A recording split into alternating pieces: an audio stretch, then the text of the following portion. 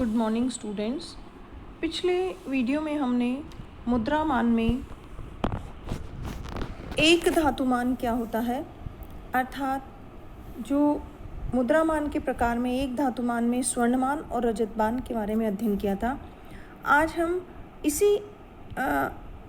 इस वीडियो में मुद्रामान के प्रकारों में एक द्विधातुमान क्या होता है उसके अलावा जो विभिन्न प्रकार के धातुमान हैं उनके बारे में अध्ययन करेंगे।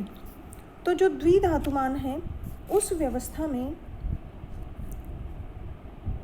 दो धातुओं के सामान्यतः स्वर्ण और रजत के प्रामाणिक सिक्के चलन में रहते हैं। ये दोनों असीमित विधिग्राही होते हैं। दोनों धातुओं के सिक्कों में निश्चित वैधानिक संबंध रहता है और वे दोनों निश्चित दर पर असीमित मात्रा में परिवर्तनशील होते हैं। इन दोनों प्रकार के धातुओं के सिक्कों की सामान्यतः स्वतंत्र ढलाई की व्यवस्था होती है और ये पूर्णकाय सिक्के होते हैं। इसके साथ साथ ये असीमित विधिग्राही होते हैं और सरकार दोनों के परिवर्तन का उत्तरदायित्व भी लेती है।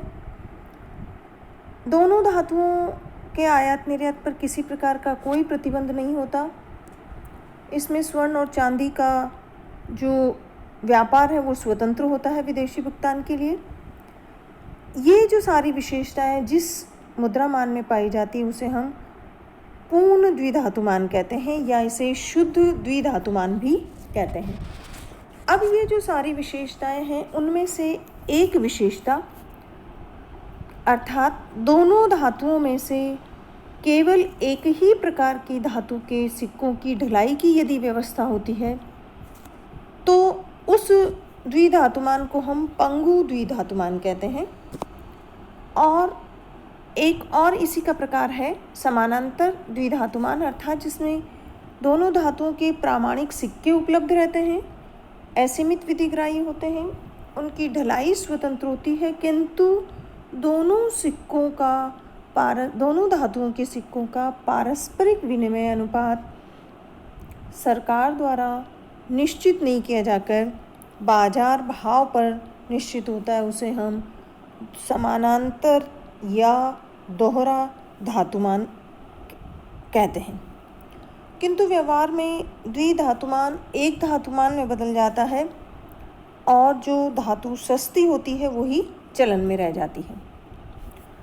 अब हम देखते हैं कि ये जो एक धातुमान और द्विधातुमान है, इनके अलावा कुछ विद्वानों ने धातुमान के कुछ नए स्वरूप भी हमें प्रस्तुत किए, किंतु व्यवहार में इनको कहीं अपनाया नहीं गया और ये केवल विद्वानों के सैद्धांतिक प्रस्ताव मात्र रह गए जिन पर कभी अमल नहीं किया गया था। उसमें पहला है बहुधातुमान।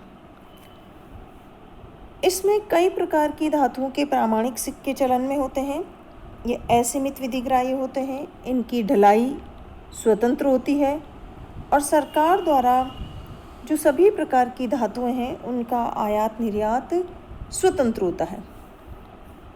सैद्धांतिक दृष्टिकोण से तो ये अच्छा है, किंतु व्यवहारिक रूप में इसको लागू करना कठिन है, क्योंकि जब दो धातुओं के सिक्कों के चलन में ही हमें अनेक समस्याएं आती तो जो अनेक धातुएं उनके सिक्कों के प्रचलन में तो कितनी कठिनाइयाँ होगी उसका अनुमान नहीं लगा सकते। ये प्रणाली कभी किसी देश ने नहीं अपनाई।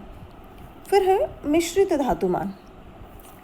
1881 में डॉक्टर मार्शल ने इसका सुझाव दिया था। इसके अंतर्गत सोने चांदी की अलग अलग मुद्राएं न बनाकर सोने चांदी को एक निश्चित अनुपात में मिश्रित करके एक ही प्रकार के सिक्के ढाले जाएं और जनता को इस मुद्रा को सोने चांदी में बदलने की सुविधा हो, किंतु उस मुद्रा के बदले में सोने चांदी की निश्चित अनुपात की मिश्रित छड़ें ही बेची जाए। यह सैद्धांतिक दृष्टिकोण से तो उपयुक्त है, किंतु व्यवहारिक दृष्टि से अनुपयुक्त था। फिर आता है प्रादिष्ट मुद्रामान। इसके अंतर्गत मुद्रा का जो वास्तविक मूल्य है उसके मौद्रिक मूल्य की तुलना में बहुत कम या लगभग शून्य होता है। प्रादिष्ट मुद्रामान जो है वो अपरिवर्तनशील पत्र मुद्रा की ओर हमें इशारा करता है, पर कभी कभी ये धातु का भी हो सकता है जो बहुत सस्ती हो। 1862 से 1879 में अमेरिकी सरकार द्वारा एक जारी की गई ग्रीन लेवल्स नामक मुद्रा जो है वो इसका एक सुंदर उदाहरण थी। ये जो है इसमें अपरिवर्तनशील पत्र मुद्रा के गुणदोष के समान ही, अर्थात ये लोचदार है, मितव्ययितापूर्ण है, सरल है, पर जनता का विश्वास नहीं रहता क्योंकि अत्यधिक मुद्रा प्रसार का भय होता है और साथ ही साथ विनिमय दरों में स्थिरता का भी अभाव पाया जाता है। फिर आता है सूचकांक या निर्देशांक मान। इसका सुझाव प्रोफेसर फिशर ने रखा था और जिसे 2 बार 18वीं शताब्दी में मैसाचुसेट्स में अपनाया गया था। इसमें जो मुद्रा का मूल्य है वो सूचकांकों के परिवर्तन के साथ साथ बदलता है। मुद्रा का मूल्य